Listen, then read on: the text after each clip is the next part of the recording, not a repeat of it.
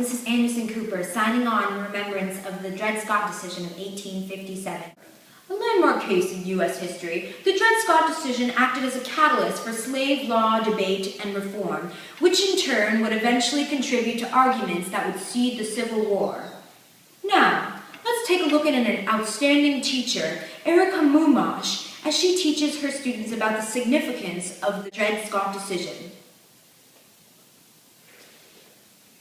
Hello, class. Today we're going to be talking about the Dred Scott case. So does anyone know what slavery is? I know. Yes, Ellie? Slavery is when the bad white people were mean and made the African American people work for them.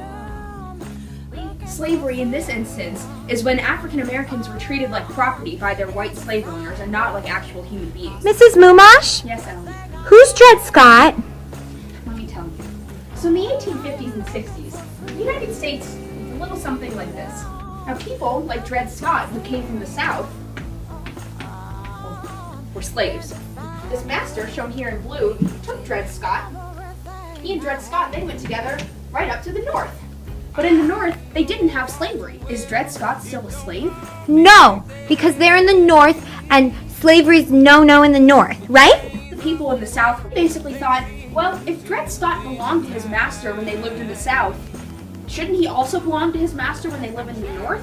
And the people in the North thought, well, we don't have slavery laws here, and to us, a black person is not a slave or a free slave, they're just a person. So what happened to Dred? Is that when Dred Scott and his master got to the North, his master died.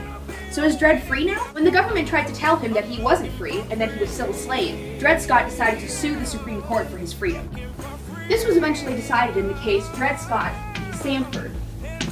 The Supreme Court eventually ended up deciding that because he wasn't a citizen, Dred Scott was not allowed to sue for his own freedom. In the end, this was regarded as one of the worst decisions ever made by the Supreme Court, but at the time it was really representative of what was going on racially and in terms of slavery in the United States. So this case will eventually lead to the Civil War. That's all you need to know about the Dred Scott case. Thank you to Mrs. Mumash. I'm only joking, I'm gay. This has been Anderson Cooper for CNN.